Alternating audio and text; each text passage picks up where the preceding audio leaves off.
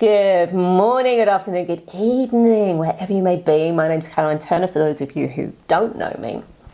And today, in this particular vlog, post, whatever you want to call it, I want to talk about dealing with complaints or negative feedback. If you get a negative comment made, a rating that's not great, how do you handle it? Is it a good thing? Is it a bad thing? How do we respond? So, let's get going. Now, first thing I want to cover, and to me it's probably my biggest golden rule of dealing with these things, is do not respond immediately. Now, the reason I say don't respond immediately, obviously if someone's standing in front of you, you can't just sort of go, well, I'm not going to respond now because, that's different. But if it's a text, an email, or a rating that's gone onto you, onto the internet, how do I deal with that? First, I just take a minute. Take a moment, especially if you're looking at it and you're like, oh my God. If you feel your emotions kick in. Now, how we work as human beings, we get sensory input. So we hear, we smell, we taste, we see, we touch. Our sensory input comes into our brain, causes certain things to happen. And one of the first things that happen is our brain decides, what emotions am I going to feel about this situation? And there is a risk, big risk, which is why we take a moment. That the first thing that it hits, part of the brain that sends out neurohormones, hormones that impact how our brain works and then impact how our body works. And it takes about 5 seconds. So something happens, 5 seconds later, boom, we've got this increase in hormones.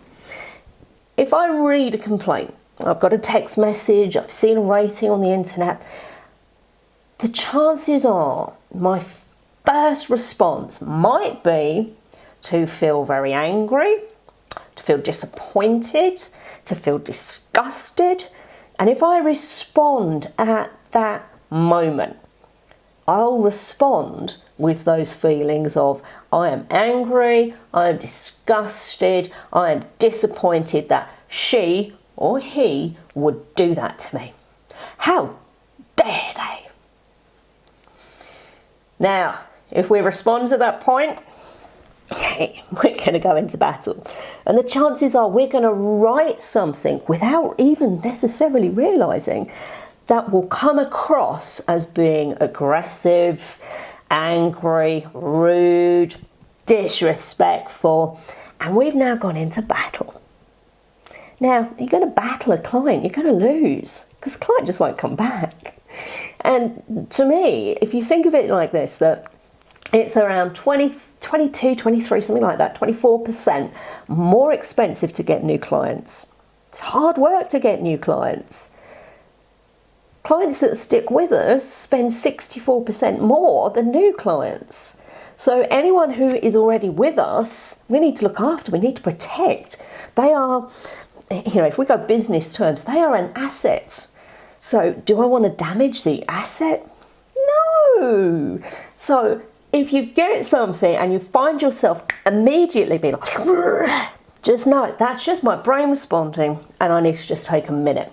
Because as we take a little bit of time, our brain goes from the emotional side, the subconscious reactions we have, into our logical brain. And that's the brain that you are listening to me. It is the brain that makes decisions. If you're about to click off, that comes from the subconscious to start, and then you make a conscious decision. I don't want to listen to this anymore. I hope you do. So when you get that, don't respond immediately, especially if you've got that feeling. How dare she say that about us? Take a minute. Now, my next golden rule, personally, yes, we live in a time and age where everyone just goes tick, tick, tick, tick, tick, tick, and goes and sends. Now, this is why personally I would recommend, I would advise, don't text or write back if you can speak to the person. When we write, we only have the words that the person sees. There's no tone of voice. You can listen to me and hear that I feel sincere about what I'm saying. I feel passionate about what I'm saying. And you can see it. You can see it with my body language. You can hear it in my voice. But if I just write to you, you'll have the ability to read that message and interpret what you think the tone of the message is. And it's very easy to misinterpret written words. Now, I'll give you an example, now a personal one. For many years, I worked with quite a few big corporate companies, and I had quite a senior role, quite a lot of responsibility. And there would be times where I would need someone in the office to do some work for me. And I would always write, "Hey, how are you doing? How are you today? I hope you're well. Hope this finds you well." That's usually my strapline. Hope this finds you well. And then I would ask for whatever it was I need. "Can you please email me over the following figures?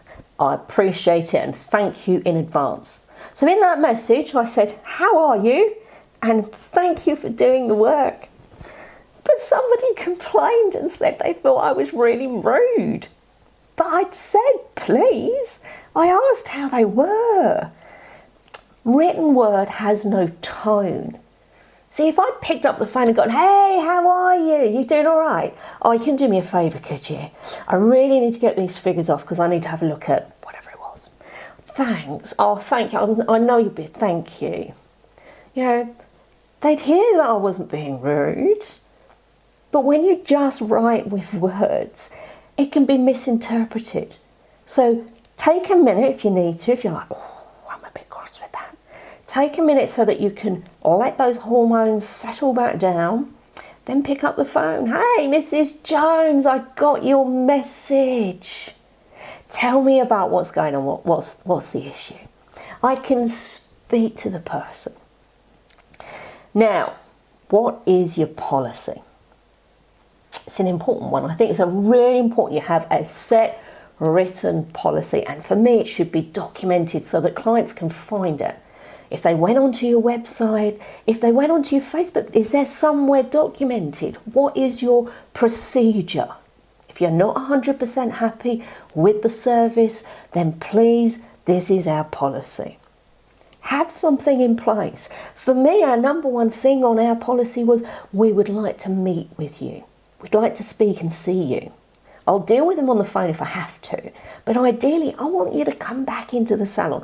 When would it be convenient for you to come back in? That was the first part of our policy, because then we get all our communication.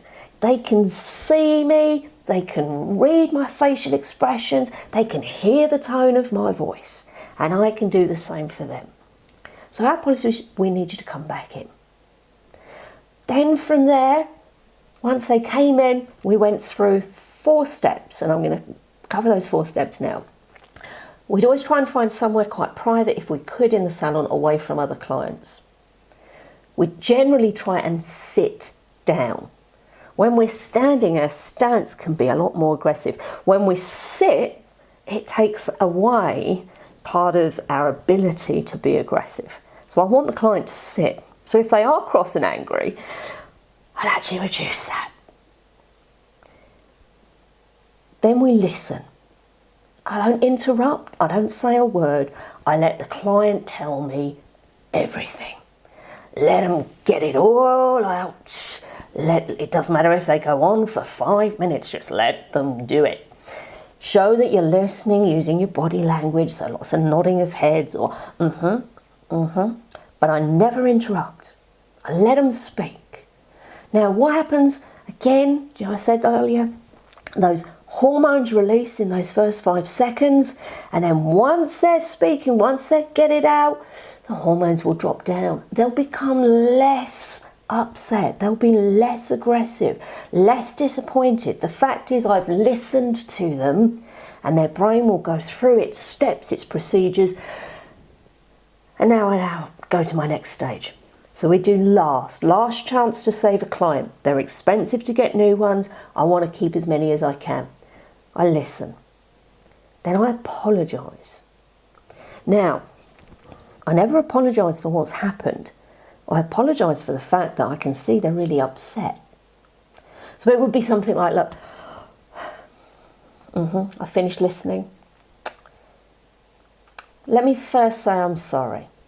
I can see this has really upset you, and for that I must apologise. I'm genuine with my apology, but what I am saying sorry for is that this has left you feeling disappointed, upset, whatever their feelings, their emotions are. I'm going to apologise that the situation has upset them. It's an important word. You know, the fact that someone has said sorry sometimes for a lot of people, again, just brings down their emotions. Then I'm going to solve. So last, listen, apologise, solve the issue. How can we solve that? Do they need to come back in and have the service again? Can I offer that to them? And are they willing to then accept that? Let's solve it. So find the solution. Now, when I used to solve, I would also make them aware. Our policy with any form of feedback, and I always say it's feedback. I don't use the word complaint. We appreciate your feedback. We can only improve if we have it. 95% of people will just leave. They'll never tell you anything. So anytime you get a complaint, see it as a yes, it's a nugget of gold. Someone is going to tell you where maybe you need to improve in your business. And it is an opportunity. Complaints are an opportunity. So how can I learn? And I would tell the client, we will investigate exactly what happened. And if there's any improvements, training, or even disciplinary action that needs to happen, that will go on. And if you would like me to tell you the conclusion from that investigation, I'm more than happy to let you know. Why don't we get you booked back in for? I make them aware of what our procedure is. And our procedure always was, let's investigate it. Let's find out, because something's not gone right. Whether it be that perhaps the therapist or stylist didn't manage the expectations of that client, whether there was a communication issue in the consultation in which the client had a picture of what they were expecting and it was different to what the stylist was going to do or the therapist was going to do. What can we improve on? You know, no one's perfect. Our teams will screw up. They will let clients down. We as leaders of businesses will screw up. We will make mistakes. We will let people down. The important part is to learn from it, because then you improve what you're doing. And then the final step in hour 4, listen, apologise, solve, is thank them.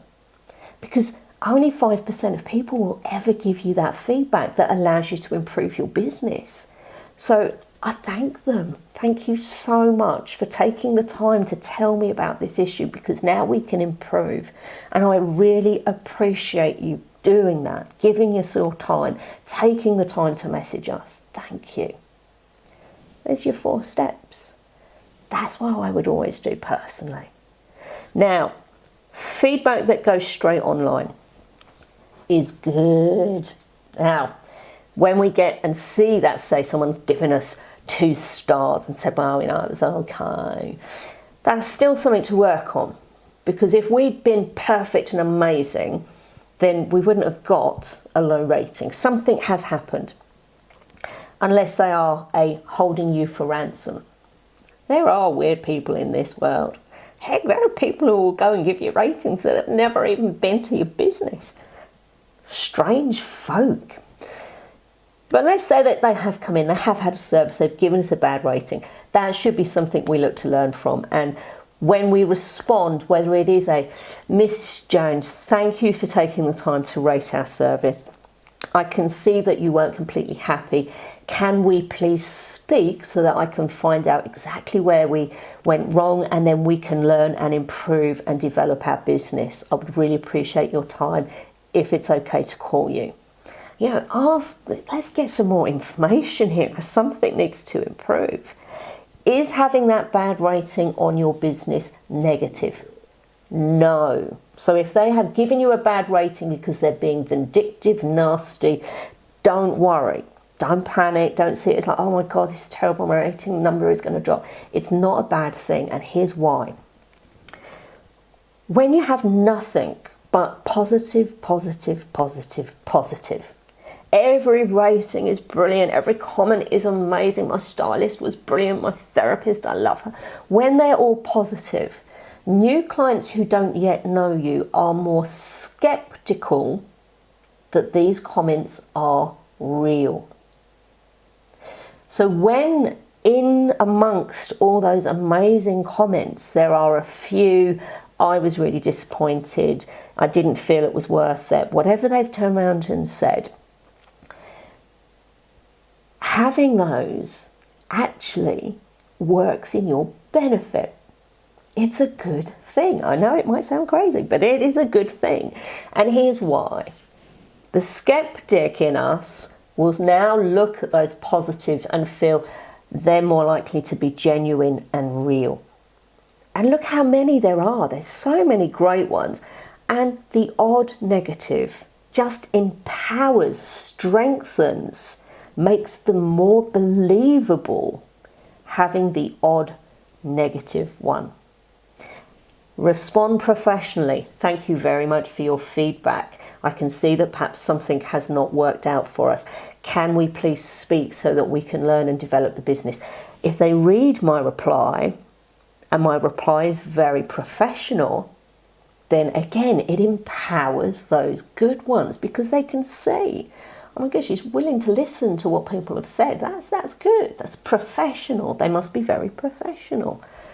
So having negative reviews is a good thing.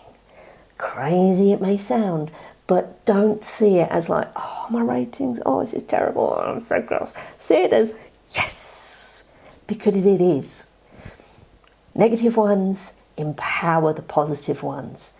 If you have nothing but positive, new clients who might look to see what you're like are more likely to be skeptical that those are genuine. Oh, it's probably all her mates. She's probably got her mates to sit there and write. And ladies and gents, if you see someone in a social media group that says, you know, oh, God, this has happened, they've given me a terrible rating, please don't go on and start giving false ratings. If you've not been to the business, it is fake. And if anyone was to click on your profile and see that actually you live on the other side of the world, they'll know they're fake, and that will destroy all the positive ones the business has worked so hard to get. So, let's wrap it up. I'll talk forever otherwise. Take a minute, take a moment, never just respond. You're more likely to go into battle. You will lose that battle and the client will just say, see ya. When you respond, have a policy in place. Have something in place that gives you steps. Last, get them in if you can. Get them in front of you. You can speak, you can listen. Listen, apologise, solve the issue. Tell them what you're going to do. Thank them.